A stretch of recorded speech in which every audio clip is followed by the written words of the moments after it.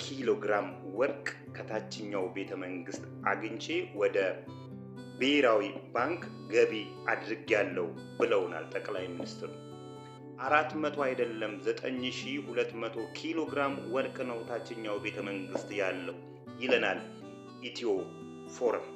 በእርግጥ ጠቅላይ ሚኒስትሩ ወደ ብሔራዊ ባንክ የገባው ወርቅ ጌጣጌጦች፣ የተለያዩ መገልገያዎች፣ ኒሻኖች፣ ከተለያዩ አገራት የተሰጡ ስጦታዎች ናቸው ወይንስ ያልተሰራ ወርቅ ነው የሚለውን ክሊር የሆነ መልስ አልሰጡንም። የፊውደል ቤት በመሆኑ ምክንያት ያለፈው ስርዓት ስለሚጠላው እዛ ቤት ስላልደረሰ ይሄንን ወርቆች አላየውም አይነት አስተያየት ሰጥተውናል። ክቡር ጠቅላይ ሚኒስትሩ የደርግ መንግስት 60 ጄኔራሎችን ገሎ ኃይለ ሥላሴን አፍኖ 17 ዓመት የኖረው የፊውደል ስርዓቱ የሰራው ቤተ መንግስት ነው። የኢህአዴግ መንግስት ቢሆን የፊውደል ስርዓቱን ይጠላና ፊውደል ስርዓቱ ያፈራውን ንብረት ሲሰርቅ እንደነበር ሁላችንም የምናውቀው የአደባባይ ሚስጥር ነው። ሌላ ጥያቄ እናከላለን። እንግዲህ ታችኛው ቤተ መንግስት 400 ሚሊዮን 900 ወርቅ ተገኝቷል። እላኛው ቤተ መንግስትስ አልነበረም ወይ?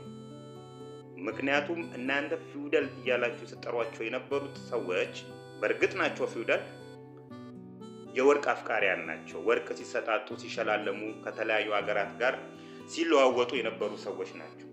እላኛው ቤተ መንግስትስ እንደዚህ አይነት ወርቆች አልተገኙም ወይ የሚል ጥያቄ እናክልና 9200 ኪሎ ግራም ወርቅ ነው ያለበትን የኢትዮ ፎረም ዘገባን እናያለን።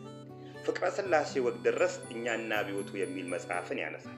እንግዲህ ፍቅረ ሥላሴ ወግደረስ በጊዜው አልማዞች፣ ወርቆች፣ የዝሆን ጥርሶችና የተለያዩ ጌጣጌጦችን ኮሚቴ አቋቁመን 1967 በጊዜ ወርቁ ብቻ 60 ሚሊዮን ዶላር ያወጣል ተብሎ ተገምቷል ይላሉ እሳቸው መጽሐፋቸው ላይ።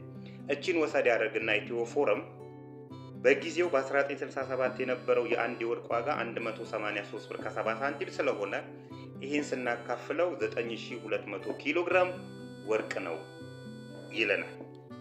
እንግዲህ ይሄን ሲለን ኢትዮ ፎረም ማን ነው የሚል ጥያቄ እናክልና መልሱን ለመስጠት እንሂድ። ኢትዮ ፎረም ኢኤንኤን የሚባል ቴሌቪዥን ኢትዮጵያ ውስጥ ነበር። ኢትዮጵያን ኒውስ ኔትወርክ የሚባል ይሄ ቴሌቪዥን ንብረትነቱ የወያኔ መንግስት የነበረና ቀጥታ ያሰራጨውን ዘገባ ልንገራችሁ። በዚህ የሆነ ብሔርን እየጨፈጨፈ ነውና ላይቭ ተመልከቱ ብሎ ያሰራጨ ቴሌቪዥን ነው። በዚህ ምክንያት የተዘጋ ቴሌቪዥን ነው። እነዚህ ኢትዮ ፎረም ውስጥ ያሉት ሁለት ጋዜጠኞች ደግሞ እቺን የቀመሱ ጋዜጠኞች ናቸውና ጤነኛ ናቸው ማለት ይከብደናል። ስለዚህ በጊዜው ታችኛው ግራውንድ ላይ ወርቁን ስትጠብቁ የነበራችሁ ብርጋዴር ጄኔራል ፍሬ ስብሐት አምዴ እሳቸው በእርግጥ 2001 ላይ ሞተዋል። ልጆቻቸው፣ ቤተሰቦቻቸው ይሄንን ሀቅ ብታወጡልን ምን ይመስላችኋል? ከእሳቸው ከሞቱ በኋላ እንኳን ገብረ ትንሳኤ ናቸው ሲጠብቁት የነበረው። ገብረ ትንሳኤ ደግሞ የመለስ ዜናዊ ጻፊ የነበሩ ናቸው። እቺን እሳቸውን እንኳን ትንሽ ማመን ይከብደኛል።